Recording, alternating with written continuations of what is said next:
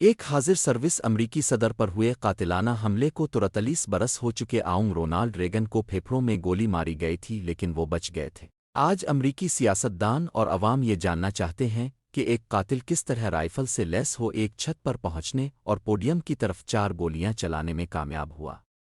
اور یہ سب کچھ ایک ایسے علاقے میں ہوا جس کی مکمل سیکیورٹی کلنس دی گئی تھی۔ اس واقعے کی فوری تحقیقات کے بنیادی طور پر 2 راستے ہیں۔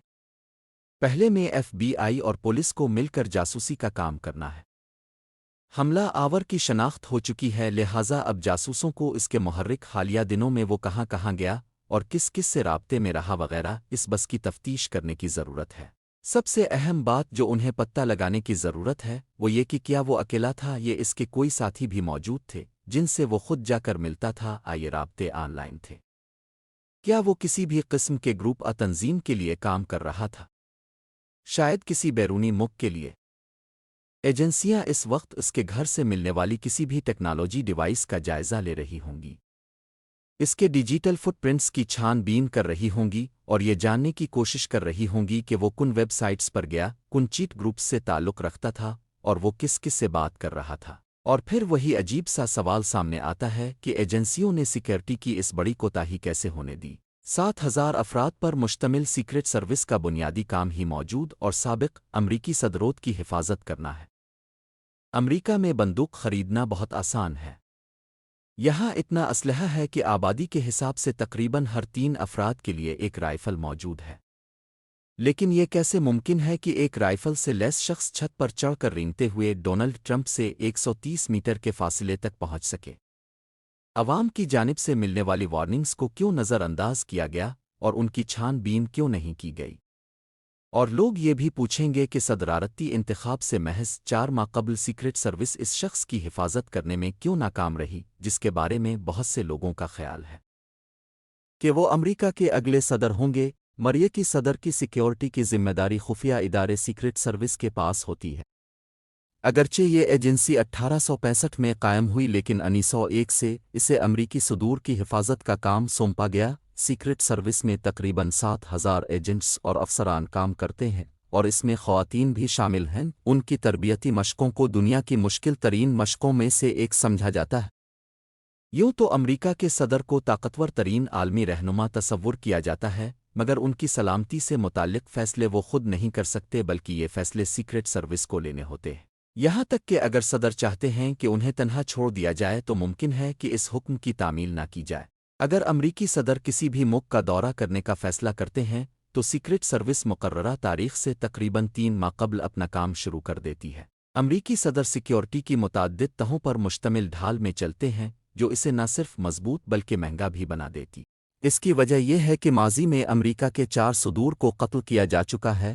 1865 میں ابراہم لنکن، 1881 میں جیمز گارفیلڈ، 1901 میں ولیم میک کینلے، 1963 میں جان ایف کینیڈی۔ لہذا امریکہ اپنے صدور کی سلامتی کے حوالے سے بہت سنجیدہ ہے۔ سابق امریکی صدر ڈونلڈ ٹرمپ کو پینسلوانیا میں ایک ریلی کے دوران گولی مارے جانے کے بعد سیکرٹ سروس کو کئی سوالات کا سامنا ہے۔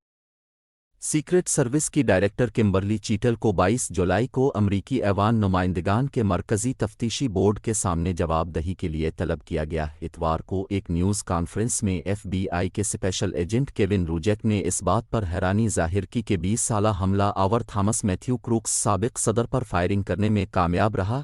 ایوان نمائندگان کے مرکزی تفتیشی بورڈ کی نگران کمیٹی نے سوشل میڈیا پر ایک بیان میں کہا ہے کہ امریکی عوام سابق صدر ٹرمپ پر قاتلانہ حملے کے بارے میں جوابات مانگ رہے ہیں۔ ڈونلڈ ٹرمپ کی مہم کے ایک سینئر مشیر کا کہنا ہے کہ سیکرٹ سروس کتنی تیار تھی، اس بارے میں کئی سوالات جواب طلب ہیں۔ B B C world service سے بات کرتے ہوئے سٹیفن مور نے اسے خوفناک دن قرار دیا۔ مور کا کہنا ہے کہ یقینی طور پر ٹرمپ کو مزید تحفظ فراہم کرنے کی ضرورت ہے۔ انہوں نے کہا کہ اب اس بارے میں بہت سی انکوائریاں ہو رہی ہے کہ آیا سیکرٹ سروس مکمل طور پر تیار تھی یا نہیں۔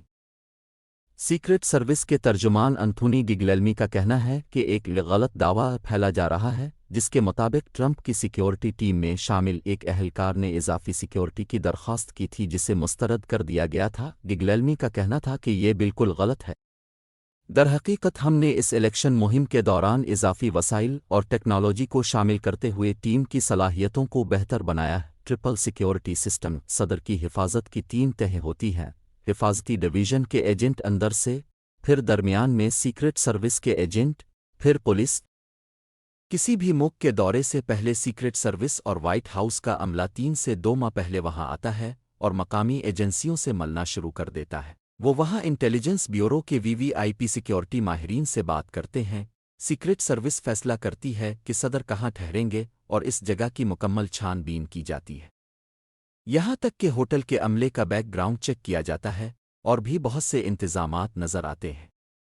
مثال کے طور پر ایئرپورٹ پر فضائی حدود کی ضرورت ہوتی ہے کیونکہ صرف ان کا ایئر فورس 1 طیارہ نہیں آتا۔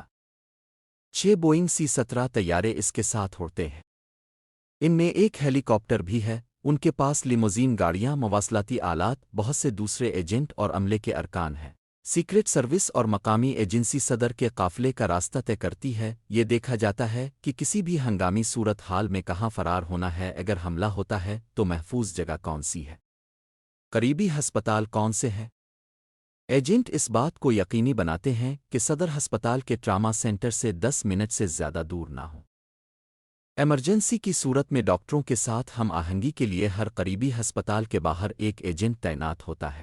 ان کے بلڈ گروپ کا خون بھی ساتھ رکھا جاتا ہے تاکہ انہیں خون کی منتقلی کی ضرورت پڑنے پر انتظار نہ کرنا پڑے۔ جیسے جیسے ان کی آمد کی تاریخ قریب آتی جاتی ہے، ایجنٹ صدر کے راستے میں ہر ایک سٹاپ کو چیک کرتے ہیں۔ جس ہوٹل میں وہ ٹھہرتے ہیں اس کے آس پاس سڑکوں پر کھڑی کاریں ہٹا دی جاتی ہے۔ مختلف قسم کے خطرے کی صورت میں کیا جائے گا، اس کی بھی ریہرسل کی جاتی ہے۔ جب امریکی صدر سفر کرتے ہیں تو دنیا راگ جاتی ہے۔ ہوٹل میں صدر کے لیے پوری منزل خالی کروا لی جاتی ہے، یہاں تک کہ اوپر اور نیچے کی منزلیں بھی خالی رکھی جاتی ہیں۔ وہاں صرف عملے کے لوگ ہی رہ سکتے ہیں۔ پورے کمرے کی اچھی طرح سے جانچ پڑتال کی جاتی ہے تاکہ اس بات کو یقینی بنایا جا سکے کہ کوئی خفیہ کیمرے یا ریکارڈنگ ڈیوائسز تو نہیں ہے۔ ٹی وی اور ہوٹل کے فون بھی ہٹا دیے جاتے ہیں اور کھڑکیوں پر بلٹ پروف شیلڈز بھی لگائی جاتی ہے۔ صدر کا کھانا پکانے والا عملہ بھی ساتھ آتا ہے۔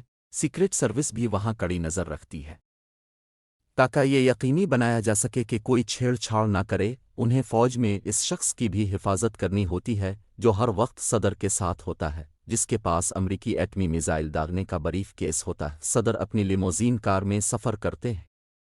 اس گاڑی کا نام دی بیسٹ رکھا گیا ہے جو ہر سہولت سے لیس ہے۔ نہ صرف یہ بولٹ پروف ہے بلکہ اس میں زیادہ دفاعی آلات اور تکنیکیں بھی ہیں، جیسے سموک سکرین، آنسو گیس، نائٹ ویژن ٹیکنالوجی، کیمیائی حملوں سے تحفظ اور گرینیڈ لانچرز۔ ڈرائیور اس قدر تربیت یافتہ ہیں کہ حملے کے وقت وہ مخالف سمت میں 180 ڈگری موڑ لیتے ہیں۔ سیکرٹ سروس کے رہنما اصولوں کے مطابق صدر 45 منٹ سے زیادہ کھلی فضا میں نہیں رہ سکتے۔ سیکرٹ سروس میں رہنے والے کچھ لوگ کتابیں بھی لکھ چکے ہیں۔ مثال کے طور پر ایک کتاب جوزف پیٹرو نے لکھی ہے جو 6 سال تک امریکی خفیہ سروس میں اسپیشل ایجنٹ رہے۔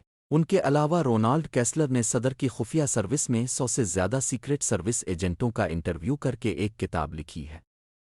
امریکی صدر جب بھی کہیں باہر جاتے ہیں تو ہزاروں لوگ ان کے ساتھ موجود ہوتے ہیں۔ مزید ایسی اچھی اور معلوماتی ویڈیوز دیکھنے کے لیے ہمارے چینل ڈیلی ٹرینڈ اینڈ ٹریکرس کو سبسکرائب، لائک اور کمنٹ کرنا نہ بھولیں۔